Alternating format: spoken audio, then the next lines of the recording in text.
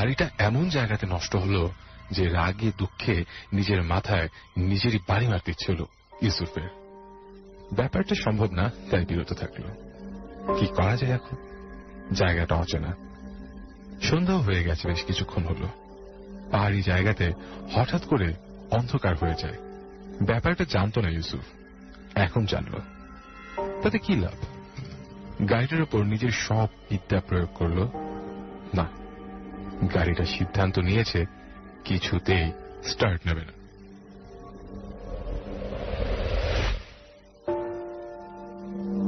চারদিকে পাহাড় আর অচেনা গাছপালা, কোনো বসতি নেই, থাকার কথাও না। আরো মাইল 5 যাবার পর লোকালয় পড়বে। সেটাই রোমানিয়ার প্রথম গ্রাম। শীত লাগছে দারুণ। ডিসেম্বরের প্রথম সপ্তাহ। গাছপালাগুলো জবুথুবু হয়ে দাঁড়িয়ে আছে, ওদেরও কিছু করার নেই। চারদিকে অন্ধকার, আকাশে কয়েকটা তারা, তাতে আবছা দেখা যাচ্ছে চারপাশটা। কোথাও কেউ নেই, শুধু শীতের হাওয়ায় টুপটাপ করে গাছের শুকনো পাতা ঝরে পড়ছে।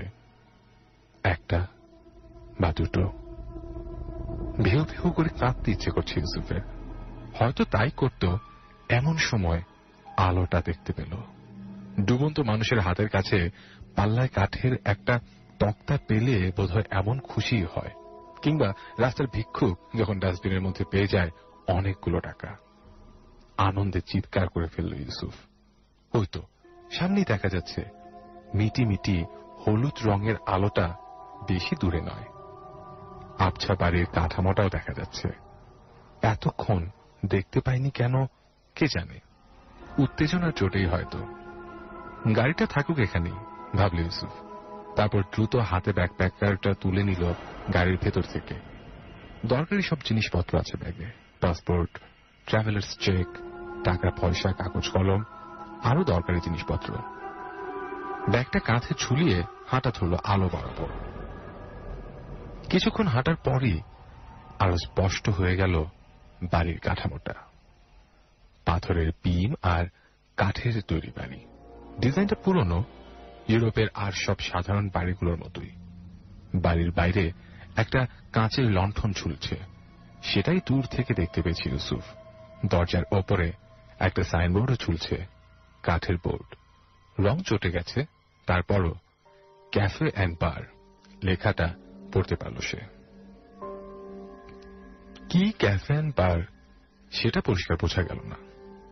রং চটে গেছে কবে কে জানে। মেঘ না চাইতেই চল, এইসব বাগধারা যেই বানিয়ে থাকুক, বড্ড বেশি জ্ঞান গর্ভ বাক্য এটা। সারা রাত পাহাড়ি পথে অন্ধকারে গাড়ির মধ্যে বসে থাকার চেয়ে একটা ক্যাফে অ্যান্ড বারে বসে রাত কাটানো অনেক ভালো। ভেতরে নিশ্চয়ই আরো মানুষজন থাকবে, একজন মোটর মেকানিকও পাওয়া যেতে পারে। উফ, ভাগ্য বোধ হয় এটাই। এখন দরকার গরম কোনো পানীয়, যা ঠান্ডা বাইরে। শক্ত পাথুরে পথ বেয়ে উঠে গেল ক্যাফেটার সামনে। কাঠের বিশাল দরজা বন্ধ। কাঁচের অস্বচ্ছ ঘোলাটে জানলার ভেতরে আলো দেখা যাচ্ছে, পনিরের মতো আলো। বারান্দাতে দুটো চেয়ার আছে, শূন্য। শীত কম থাকলে লোকজন হয়তো বসে এখানে। নিচের দিকে ফিরে তাকাল ইউসুফ। দূরে ওর গাড়িটা দেখা যাচ্ছে, ছোট্ট একটা গুবলে পোকার মতো। হাতের তালু দিয়ে ধাক্কা দিতেই দরজাটা খুলে গেল। মাঝারি আকৃতির একটা কামরা, বড়জোর 6টা টেবিল, প্রতিটা টেবিলের সামনে 4টা করে চেয়ার। টেবিলের ওপর রূপালী রঙের মোমদানি, তাতে মোম জ্বলছে। চেয়ার টেবিলগুলো সবই কালো রঙের, ভিক্টোরিয়ান যুগের। বেশ কয়েকজন খদ্দের বসে আছে। সামনে পেতলের পান পাত্র, একপাশে দেয়াল জোড়া বার, হাজার পদের বোতল ভর্তি। একজন রোগা মধ্যবয়স্ক লোক ন্যাকড়া দিয়ে পরিষ্কার করছে বারের কাউন্টারটা। দরজা খুলে যাওয়ায় সবাই ফিরে তাকালো ইউসুফের দিকে। শান্ত, একঘেয়ে দৃষ্টি, কারো চোখে কোনো কৌতূহল নেই। কি করবে ঠিক বুঝতে না পেরে বোকার মতো হাসল সে। মুখে বলল, শুভ সন্ধ্যা। উত্তরে দু একজন মাথা ঝাঁকালো, ব্যাস এই। তারপর সবাই মুখ ফিরিয়ে যার যার মতো ব্যস্ত হয়ে পড়ল। খুব একটা অবাক হল না ইউসুফ। ইউরোপের প্রত্যন্ত এলাকায় অনেক গ্রামের মানুষই এরকম। নতুন লোকজনের সাথে প্রথম পরিচয় সহজ হতে চায় না, কেন কে জানে। অবশ্য কুসংস্কারপূর্ণ এই মানুষগুলোকে দোষ দিয়ে লাভ নেই। হাজার বছর ধরে বিদঘুটে সব লোকগাথা, কাহিনী আর রক্তহীন করা উপাখ্যান ছড়িয়ে ছিটিয়ে রয়েছে এই জনপদগুলোতে। অচেনা লোক মাত্রই আগন্তুক, রহস্যময়, বিপজ্জনক। শুধু রোগা বারটেন্ডার লোকটা ওর দিকে তাকিয়ে হাসির মতো একটা ভঙ্গি করল, তাও ভালো। সোজা বারের সামনে এগিয়ে গেল ইউসুফ। কাঠের লম্বা কয়েকটা টুল রয়েছে সামনে, সবগুলোই খালি। একটা টেনে নিয়ে বসল সে। বাইরে খুব ঠান্ডা। পেশাদারি ভঙ্গিতে আলাপ জমানোর চেষ্টা করল বারটেন্ডার। হ্যাঁ, শাহিদুল ইউসুফ, ভাগ্য খারাপ, আমার গাড়িটা হঠাৎ নষ্ট হয়ে গেছে। এই এলাকায় আগে দেখিনি আপনাকে কখনো। হ্যাঁ, আমি ট্যুরিস্ট, ব্যাখ্যা করল ইউসুফ। ঠিক ট্যুরিস্টও না, আমি একজন লেখক। ইউরোপের প্রত্যন্ত গ্রামগুলোতে যেসব ভয়াল কিংবদন্তি ছড়িয়ে আছে সেগুলো সংগ্রহ করে লিখছি আমি। আসলে আমি একজন হরর গল্প লেখক। 3টে বই বেরিয়েছে আমার, সবই হরর গল্পের। এবার প্রচলিত ঘটনাগুলো অবলম্বন করে লিখতে চাই। যেমন, অবাক হয়ে তাকিয়ে আছে বারটেন্ডার। কেমন বোকা বোকা দেখাচ্ছে বেচারার চেহারা। রোগা মুখটাতে গোঁফ চোঁড়া ঝুলে আছে। হাসল ইউসুফ, বলল, রোমানিয়া আর তার আশেপাশের গ্রামগুলোর বাসিন্দারা নাকি আজও ভ্যাম্পায়ারের অস্তিত্ব বিশ্বাস করে। সত্যি নাকি? মাথা নাড়ল বারটেন্ডার, চেহারাতে বিরক্তির ছাপ। আর ধ্যাত, বলল সে, এসব আবার আছে নাকি? ভ্যাম্পায়ার, রক্তচোষা, সারাদিন মরে থাকে, সন্ধ্যার পর কবরস্থানের কফিন খুলে বেরিয়ে আসে, যত সব ফালতু গল্প। তাই নাকি? অবাক হল ইউসুফ। আমি তো শুনেছি এই এলাকার মানুষজন আজও কাঁচা রসুন খায় ভ্যাম্পায়ারের হাত থেকে বাঁচার জন্য। আমি নিজেও শের 3 রসুন নিয়ে এসেছি, গাড়িতে রয়ে গেছে অবশ্য। বিরস মুখী ইউসুফের কথাগুলো শুনল বারটেন্ডার। সম্ভবত ইউসুফকে পাগল ভাবছে। আশেপাশে টেবিলের নরনারীগুলো পর্যন্ত কান খাড়া করে বসে আছে, শুনছে ওরা ইউসুফের কথাগুলো। ভ্যাম্পায়ারের গল্প আমরাও শুনেছি, বলল বারটেন্ডার। তবে ওরা যদি থাকেও আমাদের কোনো ক্ষতি করেনি কখনো। কাজে ওরা থাকলেও আমাদের কিছু যায় আসে না। আমাদের পাশের গ্রামের মানুষ মাঝে মধ্যেই তাদের মৃত আত্মীয় স্বজনদের কফিন খুলে হৃৎপিণ্ডের মধ্যে কাঠের ক্রুশ ঢুকে দেয়। তাতে ভ্যাম্পায়ার না হতে পারে যত সব ফালতু কুসংস্কার। মানুষ মঙ্গল গ্রহে কুমড়ার চাষাবাদ করার চিন্তাভাবনা করছে, এরা কি না? কথাটা শেষ করল না বারটেন্ডার, পাছে ইউসুফ মনে দুঃখ পায়। সমজদারের মতো মাথা নাড়ল ইউসুফ। না, বারটেন্ডারকে পছন্দ হল তার। বেশ যুক্তিবাদী মানুষ। অজপাড়া গায়ে থেকে থেকে মনটাকে কুসংস্কারের খামার বানিয়ে ফেলেনি। শুধু অবাক হলো এই ভেবে এখনো লোকটা ওকে কোনো পানীয় পরিবেশন করেনি কেন, এমনকি জানতেও চায়নি কিছু লাগবে কিনা। আজব তো।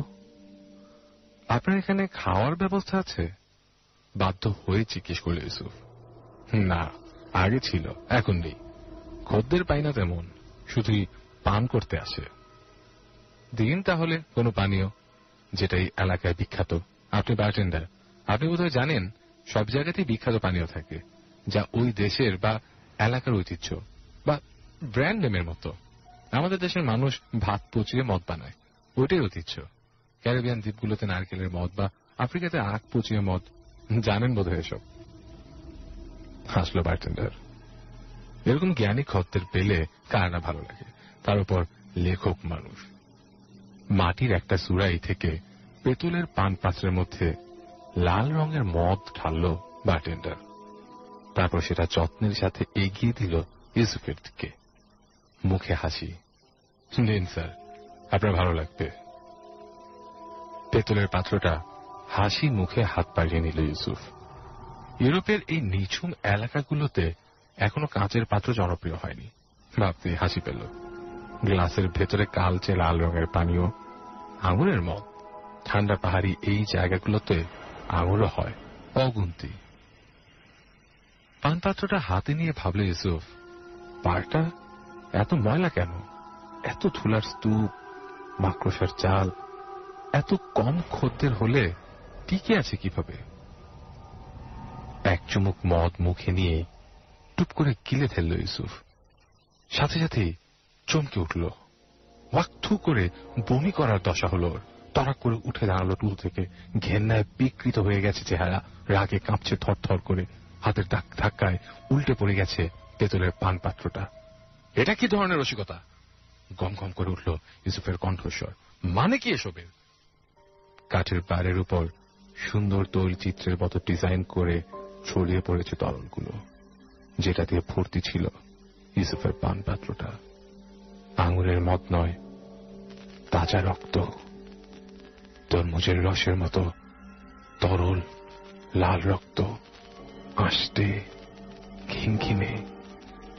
কি মানে ফেললাম? আবার চিৎকার করে উঠল ইউসুফ। ঘেন্নায় বমি আসছে ওর। হঠাৎ খেয়াল করল ইউসুফ, কামরার ভেতরে সবাই তাকিয়ে আছে ওর দিকে। সবাই যেন দেখছে কোন মঞ্চ নাটক। শুধু তাই নয়, সবাই যেন কিসের জন্য অপেক্ষাও করছে। রোমহর্ষক কোন শেষ পরিণতির জন্য অপেক্ষা করছে ওরা সবাই। দুঃখিত স্যার, দুঃখী মানুষের মতো গলায় বলল বারটেন্ডার। রোগা লোকটা। সত্যি বড্ড করুণ লাগছে বেচারার চেহারা। কিন্তু একটু থেমে হতাশ গলায় আবার বলল বারটেন্ডার, আমাদের আর কোনো উপায় নেই স্যার। এই একটা জিনিসই আমরা পান করতে পারি, রক্ত। এটা খেয়েই বেঁচে আছি আমরা। এই প্রথম হাসল লোকটা। কামরার ভেতরের কমলা রঙের লণ্ঠনের আলোতে ঝিক করে উঠল তার মুখের দুই পাশের বড় বড় দাঁত দুটো। তীক্ষ্ণ, সাদা, সূচালো, যা শুধু পশুদের থাকে। আতঙ্কে এক পা পিছিয়ে এলো ইউসুফ। পায়ের সাথে টুল বেঁধে চিত হয়ে পড়ে গেল শক্ত পাথরের মেঝেতে। তাকিয়ে দেখল কামরার ভেতর বসে থাকা নারী পুরুষগুলোর সবাই ওর দুরবস্থা দেখে হাসছে। সবার মুখের দুই কোণ দিয়ে ঠেলে বেরিয়ে আসছে সাদা বড় বড় সদন্ত, ভয়াল, বিভৎস। সবাই একসাথে চট করে উঠে দাঁড়ালো যার যার চেয়ার ছেড়ে। এক ঝাঁক বাদুরের মতো উড়ে এসে ঝাঁপিয়ে পড়ল ওরা ইউসুফের উপর। সবার লক্ষ্য ওর গলার দিকে।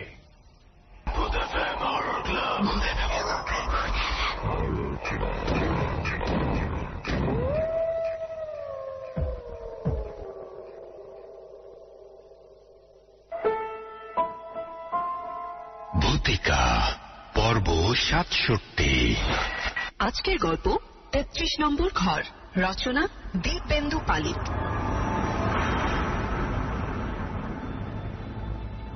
ভূতে আমার বিশ্বাস নেই। আশেপাশে, সামনে, পেছনে জ্যান্ত মানুষজন নিয়েই এত ব্যস্ত আর কখনো বা বিব্রত থাকতে হয় যে বুঝতেই পারি না দিনের ২৪টা ঘন্টা কেটে যায় কিভাবে। এর ফলে ক্লান্তও থাকতে হয়। এবং দয়া করে ঈর্ষা করবেন না আমাকে, বিছানায় শুলেই ঘুমিয়ে পড়ি কম বেশি ৩ মিনিট ১৭ সেকেন্ডের মধ্যে। এইভাবেই চলছে বছরের পর বছর। তবে রোজই কি আর এরকম হয়? মাঝে মাঝে অফিসের কাজে এখানে ওখানে গেলে হোটেলের বিছানায় শুয়ে দেখেছি চট করে ঘুম আসে না চোখে। হয় বেশি ঝরঝরে লাগে, না হয় ক্লান্ত।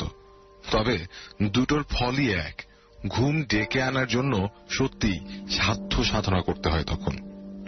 এই হেন ব্যক্তির পক্ষে ভূতের সান্নিধ্য লাভ সত্যি কঠিন। ভূতে বিশ্বাস করাও। তবে ভূতে বিশ্বাস না করলেও ভূত নিয়ে গল্প আমি কম শুনিনি বা পড়িনি। ছোটবেলায় স্কুলে আমাদের সহপাঠী গোবিন্দর নতুন বৌদিকে যে ভূতে পেয়েছিল এবং সেই ভূত ছাড়াতে ওঝা ডাকতে হয়েছিল, এবং তারপর ভূত নামাবার কয়েক মাসের মধ্যেই একটি ফুটফুটে বাচ্চা হল নতুন বৌদির, এবং আড়ালে অনেকেই সেই শিশুটিকে ভূতের বাচ্চা বলে ডাকত, সে গল্প তো করেছি আপনাদের কাছে। আরেকবার দুষ্টুমি করে কবরের গায়ে হিসি করতে গিয়ে মাঝপথে হিসি আটকে যায় আমাদের কলেজ টিমের রেগুলার হাফব্যাক নিতাই দত্তর। তাকে নিয়ে বিস্তর ঝামেলায় পড়তে হয় সকলকে, এবং 1.5 দিন পরে ক্যাথেটিয়ার দিয়ে হিসি করানোর পরে ডাক্তার বলেছিল ভূতের অপমান বোধ থাকে, এবার থেকে হিসি করার সময় জায়গাটা দেখে নিও। সেই থেকে কবর দেখলেই মুখ শুকিয়ে যেত নিতাইয়ের, প্রণামের ভঙ্গিতে হাত দুটো উঠে যেত কপালে। এরকম আরো কিছু কিছু অভিজ্ঞতা শুধু আমার কেন, আরো অনেকেরই থাকবে। তাছাড়া ভূতে আমার বিশ্বাস নেই বললেই যে ভূতের অস্তিত্ব নেই এই কথা কে বলবে? যারা ভূত দেখে এবং দেখার বর্ণনা করে তাদের সকলকে মিথ্যাবাদী বলে উড়িয়ে দেবার সঙ্গত কারণ নেই কোনো। ভূতবিদ্যা সম্পর্কে একটি বইয়ে পড়েছিলাম, ভূত তারাই দেখে যারা ভূতে বিশ্বাস করে। এমনকি এ কথাও শুনেছি যে ভূতে যাদের বিশ্বাস নেই তারাও ভূত দেখেন, কিন্তু ঘটনাটাকে অন্যভাবে ব্যাখ্যা করে এড়িয়ে যেতে চান ভূতের অস্তিত্ব। ঠিক জানি না, আমিও হয়তো ওই শেষের দলে পড়ি। তা না হলে সে বছর শীতে দিল্লিতে যা ঘটেছিল তারপরেও ভূতে অবিশ্বাস করব কি করে? ঘটনাটা খুলেই বলি। সেদিন দিনটাই বোধহয় ছিল গোলমেলে, কোন এক রবিবার। পরের দিন সকাল 9টায় এক বড় সড় সরকারি আমলার সঙ্গে জরুরি মিটিং। রাতের প্লেনে গেলেই হতো, কিন্তু কলকাতা থেকে দিল্লি যাবার ইভিনিং ফ্লাইট প্রায় দেরি করে বলে ভোরের ফ্লাইটেই যাব ঠিক করেছিলাম। আর কিছু না হোক, তাতে হাতে থাকতো পুরো একটা দিন। সময়টা কাজে লাগানো যেত অন্যভাবে, তারপর ধীরে সুস্থে পরের দিন যাওয়া যেত মিটিংয়ে। কিন্তু গোড়াতে হয়ে গেল গন্ডগোল। ভোর 4টায় অ্যালার্ম দেওয়া ছিল ঘড়িতে, ঘুম যখন ভাঙল দেখি 5:30। তার মানে অ্যালার্ম বাজেনি। ডিসেম্বরের ভোর 5:30টায় অন্ধকার ও কুয়াশায় আচ্ছন্ন হয়ে থাকে চারদিক। সেটা সান্ত্বনার বিষয় নয় কোনো। 6:15 ফ্লাইট কাঁটায় কাঁটায় উড়ে যাবে ঠিকই। ফাঁকা রাস্তায় তীব্র গতিতে ট্যাক্সি ছুটলেও আমি যেখানে থাকি সেখান থেকে এয়ারপোর্টে পৌঁছতে কম করেও 8 ঘন্টা লাগবে। যাই হোক, এইসব ভাবনা ও উৎকণ্ঠা নিয়ে এয়ারপোর্টে পৌঁছে দেখলুম যা ভয় পেয়েছিলাম তাই। চেক ইন কাউন্টার ফাঁকা। একজন অফিসার বললেন 10 মিনিট আগে এলেও উপায় ছিল। প্লেন টেক অফের জন্য রওনা হয়ে গেছে, মিনিট খানেকের মধ্যেই উড়ে যাবে আকাশে। টিকিটটা যাতে বাতিল হয়ে না যায় এবং সিট পাওয়া যায় সন্ধ্যার ফ্লাইটে, সেই ব্যবস্থা করে বাড়ি ফিরতে হলো অগত্যা। তবু ভাবনা গেল না। আর কিছু নয়, হোটেল বুক করা আছে সকাল থেকে। অন্তত সেখানে জানিয়ে দেওয়া দরকার বুকিংটা যাতে ক্যান্সেল না করে। ছোটখাটো কোম্পানি আমাদের, দিল্লিতে ব্রাঞ্চ নেই কোনো। ওখানকার কাজকর্ম দেখার জন্য আছে একজন লিয়াজো অফিসার সদাশিব রায়। দিন 3 আগে কোনো কথা বলার সময় সদাশিব বলেছিল দিল্লিতে এখন হোটেলে জায়গা পাওয়া মুশকিল। একে টুরিস্টদের মরশুম, তার উপর একই সঙ্গে চলেছে ট্রেড ফেয়ার, কমনওয়েলথ কনফারেন্স আর টেস্ট ক্রিকেট। যাই হোক, লোধি এস্টেটের কাছাকাছি একটা মাঝারি হোটেলে আমার জন্য রুম বুক করে সদাশিব বলল পালামে আসবে। ফ্লাইট মিস করে ঘন্টা 1.5 পরে ট্যাক্সিতে বাড়ি ফিরতে ফিরতে শুধুই মনে হতে লাগলো হয়রানি আমার চেয়ে বেশি সদাশিবের। ফ্লাইট ল্যান্ড করার সময় হয়ে এলো প্রায়। বেচারা নিশ্চয়ই এতক্ষণে এয়ারপোর্টে পৌঁছে অপেক্ষা করছে আমার জন্য। তখনই ঠিক করে নিলুম আরো কিছুক্ষণ পরে, অর্থাৎ সদাশিবকে বাড়িতে ফেরার সময় ট্রাঙ্ক কল করব দিল্লিতে। উদ্দেশ্য দুটো, এক, ব্যাপারটা বিস্তারিত জানানো এবং হোটেল বুকিংটা যাতে ক্যান্সেল না হয় তা দেখা। অবশ্য ক্যান্সেল হলেই যে রাস্তায় ঘুরতে হবে তার কোনো মানে নেই। সদাশিব ওর বাড়িতেই উঠতে বলেছিল। তাছাড়া দিল্লিতে থাকে আমার এক জ্যেষ্ঠতো দাদা এবং মাসিও। ঠিকানা জানা আছে, তেমন দরকার হলে দুটো জায়গার যে কোনো একটিতে ওঠা যেতে পারে স্বচ্ছন্দে। তবে কিনা অফিসের কাজে গিয়ে আত্মীয়ের বাড়িতে ওঠা আমার ঠিক পোষায় না। ট্রাঙ্ক কল করতে গিয়েই পড়লুম ঝামেলায়। বলেছি না, দিনটাই ছিল গোলমেলে। হঠাৎ একটা দিন যেমন হয় আর কি, নিজের ইচ্ছে পছন্দ প্রয়োজন মতো যা করতে যাওয়া হয় তাতেই পড়ে পাগনা। ঘন্টা 3 ট্রাঙ্ক লাইনে সদাশিবকে পাবার অপেক্ষা করে যখন আবার তাগাদা দিলুম, ওদিক থেকে ট্রাঙ্ক অপারেটর মিষ্ট গলায় জানিয়ে দিল লাইন পাওয়া যাচ্ছে না, দিল্লির সমস্ত লাইন ডাউন। আপনারা যারা ভূতের গল্প মনে করে পড়তে শুরু করেছিলেন এই গল্প, এরই মধ্যে তারা নিশ্চয়ই ভাবতে শুরু করেছেন এসব ঘটনার সঙ্গে ভূতের সম্পর্ক কি। যে কোনো সিজনড এয়ার ট্রাভেলারই এক আধবার ফ্লাইট মিস করার অভিজ্ঞতায় ভুগেছেন।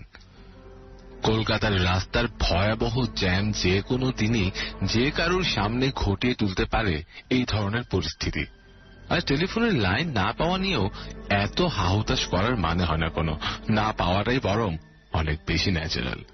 এইসব ঘটনার সঙ্গে ভূতের সম্পর্ক নেই কোনো, কিন্তু আপনাদের অবগতির জন্য সবিনয় নিবেদন করি, সবকিছু জেনে শুনেও ভূতের গল্পে ফ্লাইট মিস করা এবং টেলিফোন না পাওয়ার প্রসঙ্গ অবতারণার কারণ আছে। অসুবিধে হল ভূত সম্পর্কে আমাদের ধৈর্যের অভাব এতই প্রকট যে ভূত বলার সঙ্গে সঙ্গেই যদি না শুরু হয়ে যায় ভূতের নৃত্য, তাহলেই ধরে নিই ভূতের আবির্ভাব জনিত সমস্ত ভূমিকাই আজগুবি। এটা ঠিক নয়। ধৈর্য ধরে এবং একটু মাথা ঠান্ডা রেখে বোঝবার চেষ্টা করলেই আমরা বুঝতে পারব ভূতকে অবহেলার চোখে দেখার যুক্তি নেই কোনো। বয়স ও অভিজ্ঞতায় ভূত মানুষের চেয়েও প্রাচীন। কে না জানে ভূতে পরিণত হবার আগে ভূতকে পেরোতে হয় মানুষের আয়ুষ্কাল।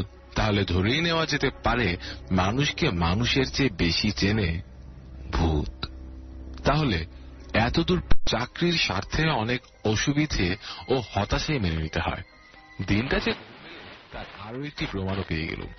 সকালে আমার দেরিতে পৌঁছানোর জন্য 1 মিনিটও অপেক্ষা করেনি ফ্লাইট, কিন্তু সন্ধ্যায় রিপোর্টিং টাইমের 8 ঘন্টা আগে এয়ারপোর্টে পৌঁছে শুনলুম বোম্বের ফ্লাইট আসছে 2 ঘন্টারও বেশি দেরিতে। সেই এয়ারক্রাফটটি কলকাতার যাত্রী নামিয়ে ও তুলে দিল্লি যাবে। সুতরাং নির্দিষ্ট সময়ের অন্তত 2.5-3 ঘন্টার পরে ছাড়বে দিল্লির ফ্লাইট। হতাশ বোধ করলেও হাল ছাড়লুম না আমি। বুক শপ থেকে নিক কার্টারের একটা সস্তা থ্রিলার কিনে জড়ো হয়ে বসলুম লাউঞ্জে।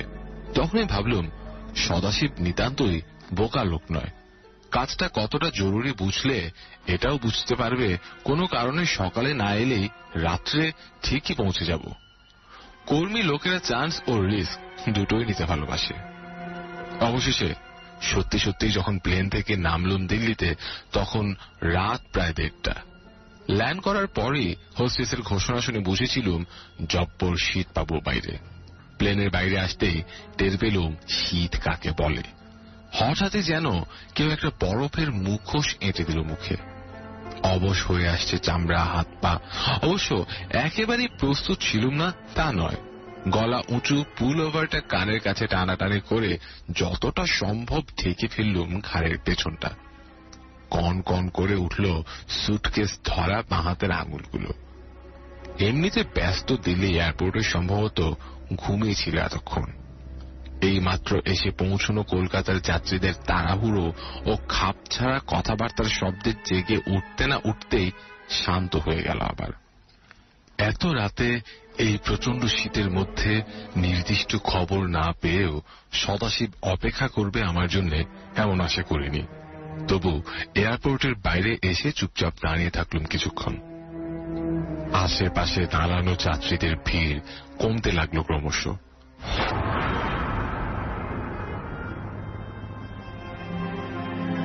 মনস্থির করে নিলুম আমি এত রাতে খবর না দিয়ে কোনো আত্মীয়ের বাড়িতে ধাওয়া করা উচিত হবে না। হোটেলেই যাব।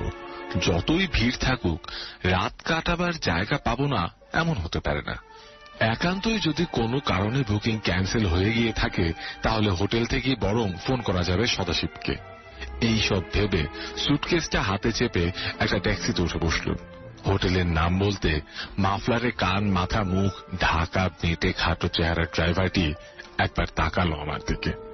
তারপর আর কিছু না বলে কুয়াশার ভেতর দিয়ে প্রায় উড়িয়ে নিয়ে চলল গাড়িটা। অল্প গা ছমছম করলেও ভয় কেটে গেল যখন মিনিট 20-25 মধ্যেই আমাকে হোটেলের সামনে পৌঁছে দিল ট্যাক্সিওয়ালা। কিছু বাড়তি সমেত ভাড়া মিটাতে গিয়ে হঠাৎ খেয়াল হলো আমার সকাল থেকে যতগুলি যাত্রার মধ্যে ছোটাছুটি করতে হয়েছে আমাকে, তার মধ্যে এই ট্যাক্সি চড়ার ব্যাপারটাই ছিল সবচেয়ে নিরাপদ। এমনও হতে পারে ভাবলুম ঘড়ির কাঁটা 12টা পেরোবার পরই শুরু হয়ে গেছে আরেকটা দিন। গতকালের দিনটি গোলমেলে ছিল বলে আজকের দিনটাও যে একই রকম হবে তার মানে নেই কোনো। বোধহয় ভাড়া কেটে গেল। এখন একটা রুম পেলেই হলো। একবার ঘরের মধ্যে ঢুকতে পারলেই বিছানায় ছুঁড়ে দেওয়া নিজেকে, তারপর ঘুম ঘুম ঘুম। ভাবতে ভাবতে শরীর কাঁপিয়ে উঠে এলো লম্বা এক হাই। সদাশিবের ঠিক করা হোটেলটা যে মাঝারি ধরনের তা গিয়ে বলেছি। 5 তারা হোটেলের রমরমা নেই এখানে। যেটুকু না জ্বাললেই নয় তার বেশি আলো নেই কোথাও। আলো অন্ধকারে নিঃশব্দ পড়ে আছে লবি। একটিও লোক নেই সেখানে। শুধু লম্বা একটি সোফায় পা থেকে মাথা পর্যন্ত কম্বলে ঢেকে ঘুমোচ্ছে একটি লোক। ঢাকা বলেই মুখ চোখ দেখা যায় না কিছু। এইসব দেখতে দেখতেই রিসেপশন কাউন্টারের দিকে এগিয়ে গেলাম আমি। কাউন্টারের ভেতর দিয়ে চেয়ারে বসে গল্প করছিল দুটি যুবক। আমাকে দেখে উঠে দাঁড়ালো। Yes sir, what can we do for you? দুজনের মধ্যে এই যুবকটি লম্বা ও স্বাস্থ্যবান, অন্যজন বেটে ও রোগা। হাতের মুঠোয় আড়াল করে ধরা সিগারেট, গাল ভাঙা ও চোখের নিচে ক্লান্তির ছায়া। এক পলক দুজনকেই দেখে নিয়ে নিজের পরিচয় দিলুম আমি। বললুম, বুকিং আছে আমার নামে, একটা রুম চাই। লম্বা যুবকটি বলল, দুঃখিত, কোনো রুম খালি নেই। যুবকটি অবাক চোখে আমার দিকে তাকিয়ে বলল, কনফার্ম করা আছে? তারপর কাউন্টারের পেছনে র্যাকের ওপর রাখা বড় মাপের একটা বাঁধানো খাতা টেনে নিয়ে পাতা উল্টাতে লাগলো। বুঝলুম বুকিং রেজিস্টার। খানিক পরে বলল, আপনার বুকিং ছিল সকালে, না আসার জন্য ক্যান্সেল হয়ে গেছে। We had no further information. Cancel হয়ে গেছে? দেখতে না পেলেও বুঝতে পারলুম নিশ্চিত শুকিয়ে গেছে আমার মুখ। বললুম, ফ্লাইট মিস করেছিলাম বলেই আসতে পারিনি। অন্তত রাত কাটানোর জন্য কোনো ব্যবস্থা করতে পারবেন না আপনারা? ছেলেটি জানালো যে রুম খালি থাকলে নিশ্চয় করতাম sir. We are here to help you. বাঁধা বলি, প্রত্যাখ্যানেও মিশে আছে সৌজন্যের হাসি। আমার রাগ হল, সঙ্গে সঙ্গে ছেকে ধরল এক ধরনের অসহায়তা। কি করব বুঝতে পারছি না। একটা ট্যাক্সি পেলে অবশ্য চলে যাওয়া যায় জ্যাঠতুতো দাদা কিংবা মাসির বাড়ি, একটা চাণক্যপুরী এবং অন্যটা চিত্তরঞ্জন পার্কে। সে জায়গাগুলো কম দূর নয় এখান থেকে। ট্যাক্সি অবশ্য ফোন করলে পাওয়া যায় দিল্লিতে, কিন্তু এত রাতে না, সদাশিবের ওখানেও যাওয়া যায় না। ভাবতে ভাবতে আমি তাকালুম প্রায় অন্ধকার লবির দিকে। ওইখানেই শুয়ে বসে রাতটুকু কাটিয়ে দেওয়া যায় কিনা ভাবলুম। বন্ধ কাচের দরজা দিয়ে বাইরে তাকালেই কুয়াশার দেয়াল ছাড়া আর কিছুই চোখে পড়ে না। এই সময় টেলিফোন বেজে উঠল। লম্বা যুবকটি রিসিভারে কান লাগিয়ে কি শুনল যেন, তারপর বলল, sorry, we are fully booked. মন স্থির করতে না পেরে আমি বললুম, একটা ট্যাক্সি পাওয়া যেতে পারে? দেখছি, লম্বা যুবকটি বলল, আপনি বসুন লবিতে। আমি লবিতে গিয়ে বসলুম। এতক্ষণে কানে এলো ঘুমন্ত লোকটির মৃদু নাক ডাকার শব্দ। কান পর্যন্ত ঢাকা পুল ওভারের নিচে ঘামতে লাগলুম আমি। ইতিমধ্যে কাউন্টারের বেঁটে যুবকটির সঙ্গে লম্বা যুবকটি নিজেদের সম্ভবত পাঞ্জাবি ভাষায় কি বলা বলি করল বুঝতে পারিনি। লম্বা যুবকটি হঠাৎ আমাকে লক্ষ্য করে বলল, সকাল 8টার আগে ছেড়ে দিলে এখন আপনাকে একটা ঘর দিতে পারি। ওকে। আমি উঠে দাঁড়ালুম। সকাল হলে আমি অন্য হোটেল খুঁজে নিতে পারি। এখানেও কোনো গেস্ট চলে যেতে পারে, তখন আপনার অন্য রুম দেওয়া যাবে। তবে 8টার মধ্যে বোম্বে থেকে আসবে একজন, তার জন্য একটা রুম কনফার্ম করা আছে। তখনকার যা অবস্থা তাতে যে কোনো শর্তেই আমি রাজি। পেছনের কি হোলের গায়ে লাগানো হুক থেকে একটা চাবি নিয়ে বেঁটে যুবকটির হাতে দিল লম্বা যুবকটি। বেঁটে যুবকটি কাউন্টারের ভেতর থেকে বেরিয়ে এসে বলল, আসুন আমার সঙ্গে। ঘরটা দোতলায়, নম্বর 33। বেঁটে যুবকটি দরজায় চাবি লাগিয়ে তালা খুলে আলো জ্বালল। তারপর আমার হাতে চাবিটি দিয়ে গুড নাইট বলে চলে গেল। দেখলুম সিঁড়ির বাঁকে মিলিয়ে যাচ্ছে বেঁটে ও রোগা একটা চেহারা। যেমনই ব্যবহার করুক, শেষ পর্যন্ত আমার জন্য একটা ব্যবস্থা করে দেবার জন্য যুবক দুটির প্রতি কৃতজ্ঞ বোধ করলুম আমি। ঘরটা খারাপ নয়। ভেতরে ঢুকে বন্ধ করে দিলুম দরজাটা। সুটকেসটা নামিয়ে রাখলুম লাগেজ বক্সের উপর। ঘুম পাচ্ছে। অবশ্যই ঘুম ছাড়া আর কোনো কাজ নেই এখন। তাড়াতাড়ি পোশাক বদলে গেলুম টয়লেটে। ব্র্যাকেটে ঝুলছে একটা ব্যবহার করা তোয়ালে, সাবানটাও ব্যবহৃত। বাথটাবের মাথা থেকে অগত্যা টেনে নিতে হলো ভাঁজ করা বাথটাওয়েলটা। তেষ্টা পেয়েছিল। টয়লেট থেকে বেরিয়ে ফ্লাস্ক থেকে গ্লাসে জল ঢালতে গিয়ে দেখি ফ্লাস্কটা ভর্তি নয় পুরোপুরি। তখন মনে হলো হয়তো কিছুক্ষণ আগেও এই 33 নম্বর রুমে আর কেউ ছিল। চলে যাবার পর বিছানা ইত্যাদি পরিপাটি করে রাখা হলেও যত্ন নিয়ে পরিষ্কার করা হয়নি ঘরটা। নতুন আগন্তুকের জন্য নতুন জিনিসপত্রও দেওয়া হয়নি। রিসেপশনের যুবকটি অবশ্য বলেছিল সকালে কেউ আসবে বোম্বে থেকে, তার জন্যই আলাদা করে রাখা হয়েছে ঘরটি। হয়তো সকালে পরিষ্কার করত। আমি তো উটকো লোক, ঘরটা যে শেষ পর্যন্ত পাওয়া গেল এটাই ভাগ্যের ব্যাপার। বেড সুইচ জেলে নিভিয়ে দিলুম বড় আলোটা। তখনই চোখে পড়ল কাঁচের জানলার পর্দা টানা নেই। এগিয়ে গিয়ে পর্দা টানার আগে কাঁচে মুখ চেপে বাইরেটা দেখে নিলুম আমি। অন্ধকারে ঘন গাছগাছালি নিয়ে থমকে আছে লোধি গার্ডেন্স। দৃষ্টি ছড়ানো যায় না। রিল দেওয়া পর্দাটা টানতে টানতে গভীর ক্লান্তিতে হাই উঠে এলো আমার। বিছানায় এসে চাদর চড়ানো কম্বলের ভেতর শরীরটা সেঁড়িয়ে দিলুম আমি। ঈশ্বরকে ধন্যবাদ, যেভাবে শুরু হয়েছিল দিনটি শেষ অন্তত সেভাবে হয়নি। 3টে বাজে প্রায়। শীতের দিল্লিতে 7টা সাড়ে 7টার আগে সকাল হয় না। তার মানে ঘন্টা 4 ঘুমোতে পারবো অন্তত। হাত বাড়িয়ে বেড সুইচ টিপতেই অন্ধকার ছেয়ে গেল ঘরে। মনে হলো ঘুম আসছে, জ্বর আসার মতো হু হু করে।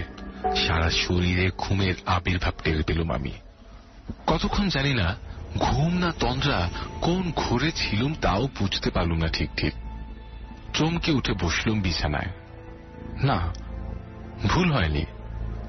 আমারই ঘরের টয়লেটে ঘটাং করে ফ্ল্যাশ টানার শব্দ পেয়েছিলুম। তারই জেরে এখনো পাচ্ছি কমোডে জল গড়িয়ে যাওয়ার শব্দ।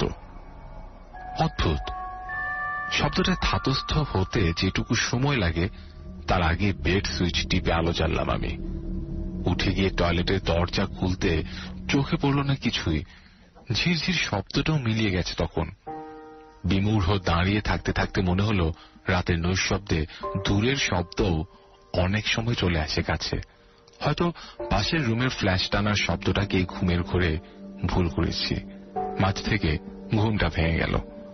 আলো নিভিয়ে শুয়ে পড়লাম আবার, এবং ঘুমিয়েও পড়েছিলুম। কতক্ষণ ঘুমিয়েছিলুম জানি না। আচ্ছন্নতার মধ্যে মনে হলো জানলার পর্দাটা বেশ জোর দিয়ে টেনে সরিয়ে দিল কেউ। ঘর ঘর শব্দ হলো রিলের। মনে হলেও গা করলুম না তেমন। ঘুমের আগ্রহে পাশ ফিরলুম। শীতে জুড়িয়ে আসছে সারা শরীর, কিন্তু এইভাবে কিছুক্ষণ আধো ঘুম আধো জাগরণের মধ্যে পড়ে থাকতে থাকতে টের পেলুম সিগারেটের ধোঁয়ার গন্ধ জড়িয়ে পড়ছে নিঃশ্বাসে। অস্বস্তি বেশি হওয়ায় পরিষ্কার ঘুম থেকে জেগে উঠলুম আমি। আর তখনই বিস্ময় আর আতঙ্কে দম বন্ধ হয়ে এলো আমার। বিস্ফোরিত চোখে তাকিয়ে দেখলুম জানলার পর্দাটা সত্যি সরানো, আর রাইটিং টেবিলের সংলগ্ন চেয়ারটিতে বসে জানলার দিকে মুখ করে সিগারেট টানছে কেউ। অন্ধকার বলে আদল স্পষ্ট হয় না কোনো, কিন্তু লাল জলজলে এক টুকরো সিগারেটের আগুন চোখে পড়ছে ঠিকই। পুরো সিগারেটের গন্ধ ক্রমশ আরো বেশি করে ছড়িয়ে পড়ছে ঘরে। সম্ভবত চেঁচিয়ে উঠতে চেয়েছিলাম আমি, গলা দিয়ে কোনো শব্দ বেরোল না। আতঙ্কের শেষ অবস্থায় পৌঁছে বেড সুইচটা টিপে আলো জ্বালতে পারলুম শুধু। আশ্চর্য, সব ঠিকঠাক আছে। জানলার পর্দাটা যেমন টানা ছিল তেমনি টানা। চেয়ারটা চেয়ারের জায়গায়। সিগারেটের ধোঁয়ারও নাম গন্ধ নেই কোনোখানে। ঘামছিলুম। সেই অবস্থাতেই মন স্থির করে ফেললুম আর ঘুমোবার দরকার নেই। আলোটা চলুক, অন্তত ভোর না হওয়া পর্যন্ত এইভাবেই জেগে থাকতে হবে আমাকে। ঘড়িতে তখন 4:30। শব্দহীন চারিদিকে ঘুমের নিশুতি। আমি জেগে আছি। ভোর হবার সঙ্গে সঙ্গে সদাশিবকে ফোন করে বললুম সব। সদাশিব বলল, কি আশ্চর্য, ওই 33 নম্বর ঘরটাই দিয়েছিল আপনাকে? কেন? সদাশিব বলল, পরশু রাতে ওই ঘরে মোহিনী চৌধুরী নামে এক ভদ্রলোক আত্মহত্যা করেছেন। আজকের কাগজেই আছে খবরটা। শুনলেন ভূতিকা পর্ব 67।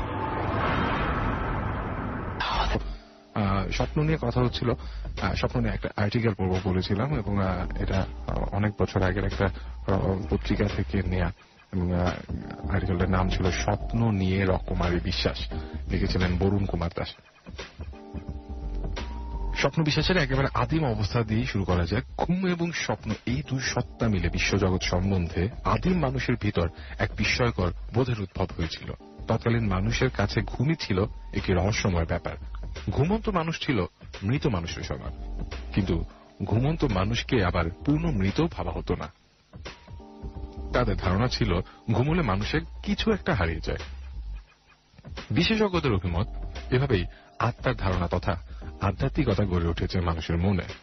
ব্রাজিল এবং গায়ানার লোকদের ভেতরে এমন একটা বিশ্বাস প্রচলিত আছে যে ঘুমের মধ্যে তাদের আত্মা নিশ্চিতই স্বপ্নে দেখা কোনো কাজ করতে যায়, তার শরীরটাই শুধু থাকে বিছানায়।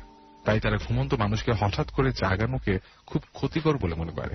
আমাদের সমাজেও এমন রীতি বেশ দৃঢ়ভাবে প্রচলিত আছে, যদিও বিশ্বাসটা নয়।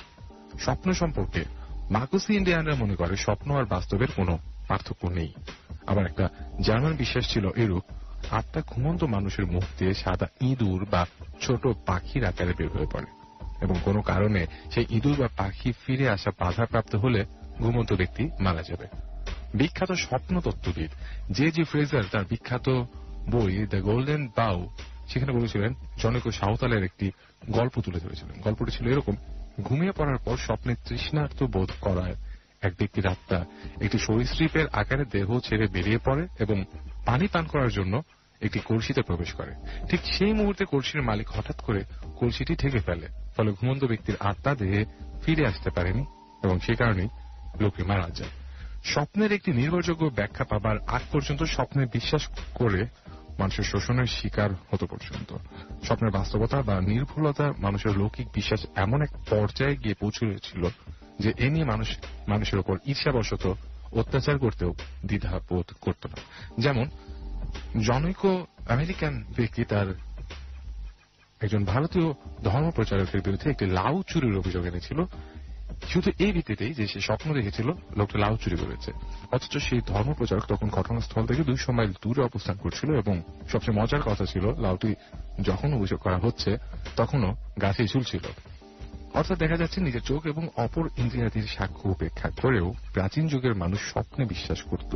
এমনকি যদি কোনো মানুষ স্বপ্ন দেখত যে সে অপর কোনো সম্পত্তির প্রকৃত মালিক, তবে তৎকালীন মালিককে উক্ত সম্পত্তির মালিকানা সেই স্বপ্ন দেখা ব্যক্তিকে হস্তান্তর করতে হতো। আরো একটি সুন্দর মজার ঘটনা উল্লেখ পাওয়া যায় আমেরিকান ফোকলোরে। সেখানে মোহক নামক উপজাতির এক ব্যক্তি জনৈক ব্রিটিশ কর্মকর্তাকে বলে সে নাকি ওই কর্মকর্তার সুন্দর বুননের কোটটির প্রকৃত মালিক। এটা সে স্বপ্নে দেখেছে। কর্মকর্তাটি স্থানীয় বিশ্বাসের প্রতি মর্যাদা দেখিয়ে দুঃখ ভারাক্রান্ত হৃদয়ে তার প্রিয় কোটটি সেই উপজাতি লোকটিকে দিয়ে দেন, কিন্তু পরে প্রতিশোধ নেবার জন্য মজার এক ফন্দি বের করেন। কিছুদিন পর ওই মোহককে তিনি বলেন তিনি নাকি স্বপ্নে দেখেছেন মোহকের যে 5000 একর জমি আছে তিনি তার মালিক।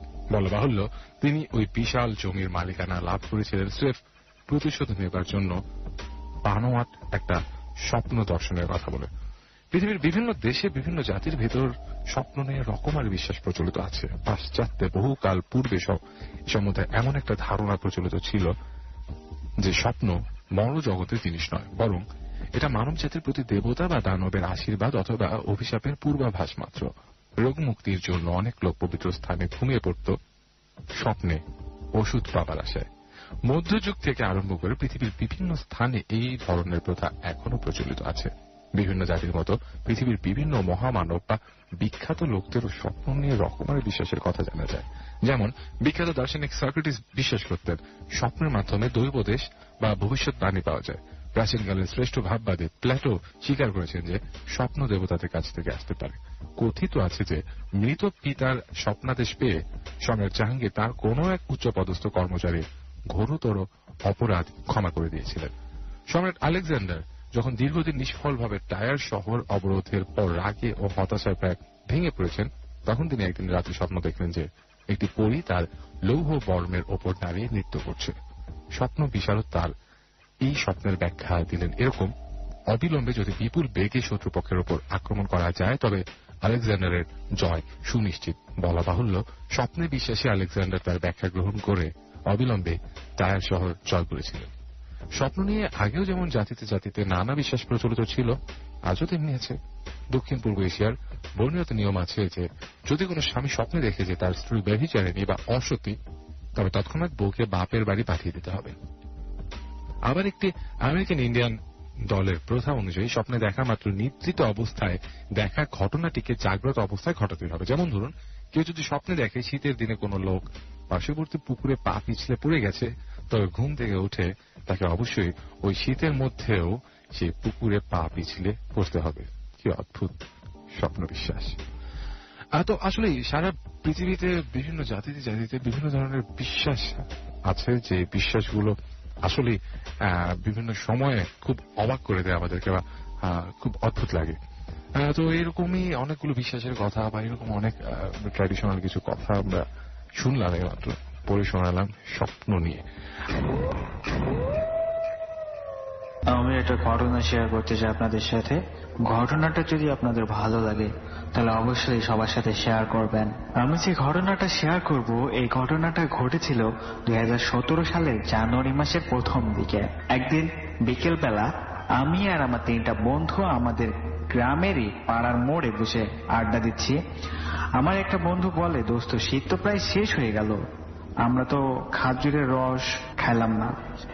আমার বললাম, হ্যাঁ ঠিকই বলেছিস, শীত তো প্রায় শেষ হয়ে গেল, খাজুরের রস তো খাওয়া হলো না। ব্যাপার না, মনে যখন করিয়ে দিলি আজকে রাত্রে খাওয়া যাবে, তো আমাদের মধ্যে কথা হলো যে আমরা আজকে রাত্রে আমাদের গ্রামের পাশে আর একটা গ্রাম আছে, ওই গ্রামে খাজুরের গাছে রস লাগাই, তো ওইখানে গেলে আমরা রস পাবো। ভোরবেলায় যেতে হবে, ওইখান থেকে আমরা কিনে আনবো। হ্যাঁ বললাম, ঠিক আছে, সবাই রাত্রি 3টার দিকে বের হইস, তোরা 3টা বাজতে বাজতে সবাই রেডি চলে আসিস। হ্যাঁ সবাই বললো ঠিক আছে, আমরা সবাই 3টার সময় রেডি হয়ে আসবো না। শীতের রাত, ভাবলাম বেশি দূর না, ওই আধা ঘন্টার রাস্তা, মাঠের মধ্যে রাস্তায় দিয়ে গেলে আধা ঘন্টা লাগবে। তো আমরা হাঁটা দিলাম, আমরা আমাদের পাড়া শেষ করলাম। পাড়া শেষ করার পরে এবার মাঠ দিয়ে হাঁটা ধরলাম। খুবই ঠান্ডা, হালকা বাতাস বইছে, মানে খুবই শীত লাগছে। এমনিতেই শীতের রাত, তাতে হালকা কুয়াশা, কুয়াশা খুব একটা বেশি নাই, মানে খুবই হালকা। পুরো রাস্তা স্পষ্ট দেখা যাচ্ছে, পুরো মাঠটা হালকা হালকা দেখা যাচ্ছে, আবছা আবছা। আকাশে কোনো চাঁদ নাই, তবুও যেন মানে হালকা জ্যোৎস্না জ্যোৎস্না ভাব এমন। তারপরে হেঁটে যাচ্ছি, যেতে যেতে কিছু দূর যাবার পরে আমরা মানে হালকা কিসপিসটা আওয়াজ শুনতে পেলাম। তা আমরা একটু দাঁড়িয়ে গেলাম, তার কারণ ওই রাস্তাতে মাঝে মধ্যে ডাকাতি হয়, এমন কিছু আমরা এর আগে শুনছিলাম। তো আমরা দাঁড়ায় বিষয়টা আসলে কি হচ্ছিল এটা বুঝবার চেষ্টা করছিলাম। তো আমরা ওখানে দাঁড়ায় মানে হালকা বুঝলাম আর কি, যে সামনে যাই হোক মানুষ আছে। আমরা একটু খুব ভয় পেলাম, যদি ডাকাত দল হয় তাহলে আমাদের কাছে মোবাইল ফোন ছিল, এগুলো চিন্তা করে যাবে আর কি, এই ভয় পাচ্ছিলাম। তারপরে আমরা রাস্তা থেকে একটু নিচে নেমে গেলাম আসলে বিষয়টা কি দেখার জন্য। ওইখানে একটা কালভার্ট ছিল, কালভার্টের ওইখানে আমরা লুকালাম। কালভার্টের যে এপার থেকে ওই পারে কিন্তু স্পষ্ট দেখা যায়, এই সামনাসামনি আমরা দেখি কয়েকটা লোক বসে আছে, মনে হচ্ছে যে একটা মানুষ অসুস্থ হয়ে গেছে, তারা তাকে মানে সুস্থ করার জন্য প্রাথমিক চিকিৎসা দিচ্ছে এমন মনে হচ্ছিল। তারপরে আমরা ওইখান থেকে মানে এদিকে সরে আসলাম, তার কারণ আমাদের মানে সামনাসামনি একবার সামনাসামনি হয়ে গেছিলাম। একটু পিছনে সরতেই আমাদেরকে ওইখান থেকে একটা লোক ডাক দিল, বলে তোমরা এদিকে একটু আসো তো। আমরা একটু ভয়ও পাচ্ছিলাম, তারপরও কিছু করার নাই, ডাকছে যেহেতু যাইতে হবে। গেলাম ওইখানে, যাওয়ার পরে ওনারা বললো যে তোমরা আমাদেরকে একটু সহযোগিতা করো, তোমরা আমাদেরকে একটু পানি জোগাড় করে দাও। তো আমরা আবার বললাম, দেখেন আমাদের বাড়ি তো এখানে না, আমাদের বাড়ি অনেক দূরে, আর এই আমরা একেবারে মাঝামাঝি জায়গায় আছি, আর এখান থেকে যাইতে অনেক দূর হবে, পানি তো আশেপাশে নাই। তো ওরা বললো যে যেভাবে হোক তোমাদেরকে পানি আনতেই হবে, একটু যদি না আনো তোমাদের সমস্যা হবে, তোমরা জলদি একটু পানির ব্যবস্থা করো। তা আমরা একটু ভয় পেলাম, তা আমরা ভাবছিলাম যে আমরা পলাই যাবো, এই পানি আনার নাম করে চলে যাবো, তারপর আর এখানে আর আসবো না। তারপরে আমরা ওইদিকে আর না যেয়ে আমরা আমাদের বাড়ির দিকে এদিকে আসলাম। আসার পরে আমরা ভাবছি যাবা যায় কি না যায়, মানে ওইখানে একটা লোক অসুস্থ ছিল, আমরা ভাবছি যে ওই লোকটা তো অসুস্থ, আর পানি না নিয়ে গেলে লোকটা মারাও যেতে পারে। তাই এক পর্যায়ে ভাবলাম যে এটা করা ঠিক হবে না, তাই আমরা পানি নিয়ে আবার যাবার সিদ্ধান্ত নিলাম। যাকে করে পানি নিলাম, এক জাগ পানি নেওয়ার পরে আমরা হাঁটা ধরলাম। আবার আমরা একটু দ্রুত গেলাম, যাওয়ার পরে ওনাদেরকে পানি দিলাম। ওনারা পানি খালো, খাওয়ার পরে ওই লোককে, যে লোকটা অসুস্থ ছিল ওনাকে দিল পানি। খাওয়ার পরে আমরা 4 জন দাঁড়াই আছি, আমরা 4 জন ওই জায়গায় দাঁড়ায়, মানে 4 জনের সাথে আমরা একটু ওদের থেকে যে চোখ ফিরাইছি ওইখান থেকে মানুষ উঠাও। এই তখন আমাদের 4 জনের ভিতরে যে কি পরিমাণ ভয় কাজ করছিল তা আমি বলে বোঝাতে পারবো না। আসলে তারা কে ছিল, কিভাবে ওখান থেকে চলে গেল। আসলে আমরা ওদেরকে পানি খাইতে দিলাম, ওরা পানি খাইলো, পানি পুরো ব্যবহার করছিল। এই ছিল ঘটনা। যদি ভালো লাগে তাহলে অবশ্যই শেয়ার করবেন।